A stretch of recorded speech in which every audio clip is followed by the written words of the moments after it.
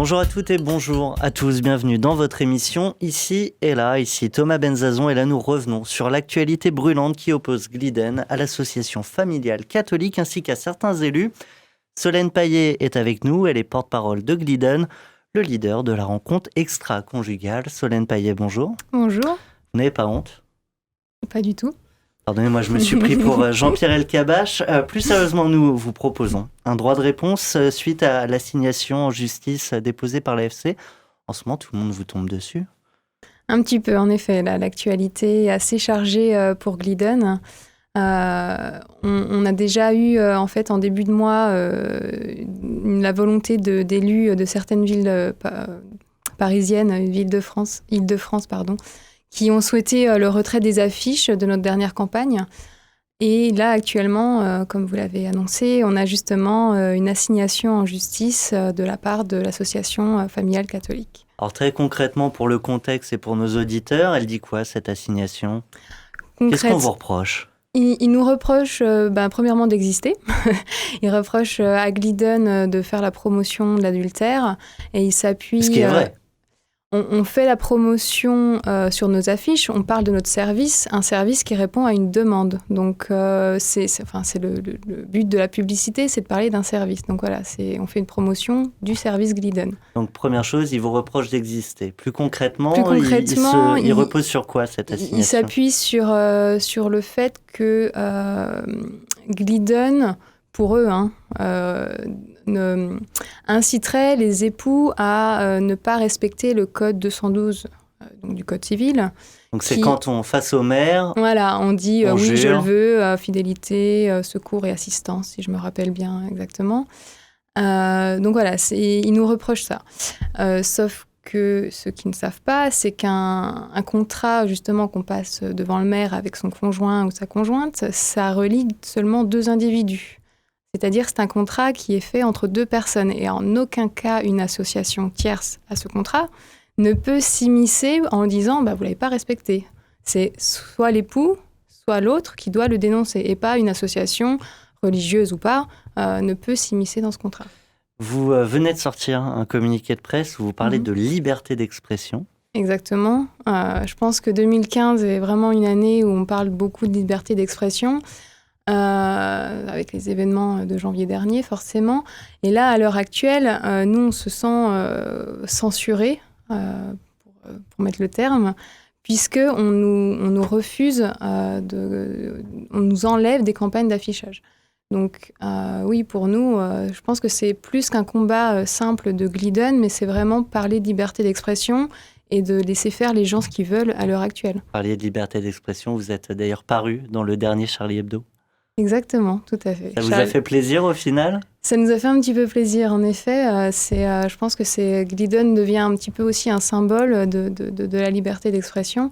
Je pense que c'est important qu'à l'heure actuelle, que ce soit une association, comme je vous disais, catholique, religieuse ou autre, ne puisse pas dicter sa morale à tout le monde. Je pense que c'est important que chacun puisse faire ce qu'il veut et soit libre de s'inscrire ou non sur un site de rencontre extra-conjugale. Solène Paillet, les élus vous tombent dessus, les associations catholiques, en tout cas certaines, la Confédération des associations familiales catholiques vous tombent dessus. Concrètement, en tant qu'entreprise, comment on gère ça? Est-ce qu'on s'y prépare dès le début, sachant qu'on est sur un sujet touchy, comme le vôtre, mais il y a d'autres secteurs où ça peut être le cas, donc on s'y prépare, on a un budget avocat? Gliden, quand il a été créé, quand le site a été lancé en 2009, on s'est entouré d'avocats. Donc il y avait déjà ce budget avocat dès le départ parce qu'on savait que c'était un sujet sensible. On s'est protégé, on s'est assuré que ça soit tout à fait légal. Donc on n'a pas eu vraiment un budget dédié à ça, sachant qu'on était déjà dans la légalité dès le départ. Donc on n'avait pas à se protéger de ça. Donc ça a été une surprise.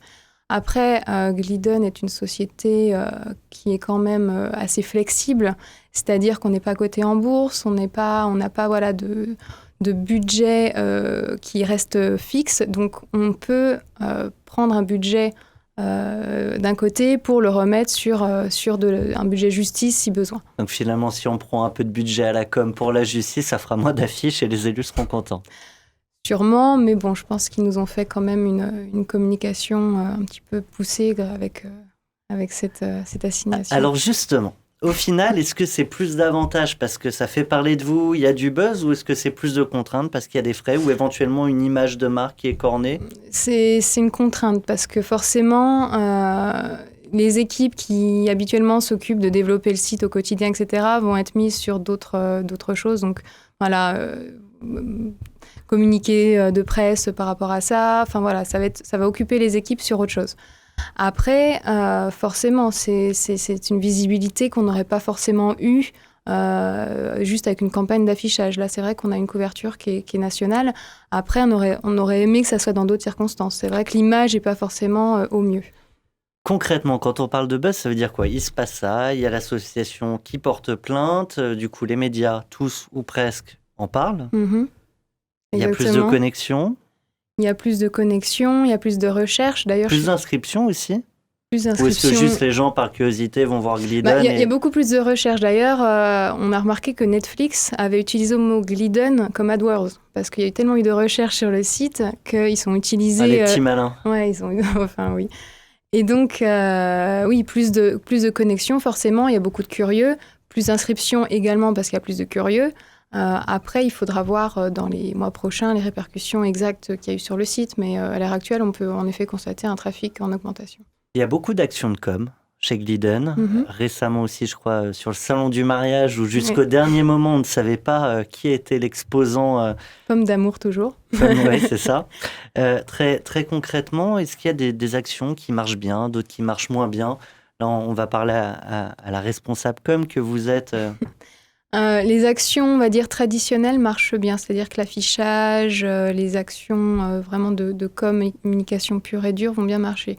On a tenté dans le passé des actions de partenariat pour aider les membres à sortir du site pour faire des actions réelles. Par exemple, on avait fait un partenariat avec Dayuse, un partenariat avec Restopolitan pour trouver une table de restaurant discrète quand ils veulent emmener leur amant ou leur maîtresse au restaurant. On avait fait aussi une box, Darling Box, voilà, pour une box un peu discrète pour l'amant l'offre à sa maîtresse. Alors tout ça, ça marche? On se rend compte que les membres ne sont pas forcément intéressés et ils préfèrent les actions, on va dire, plus simples où il n'y a pas forcément d'apport dans la vie réelle. Voilà, Glidden en action de com, on va dire traditionnelle, je pense que c'est beaucoup plus efficace que les partenariats. La meilleure pub qui a marché, c'est quoi? C'est les droits croisés derrière le dos?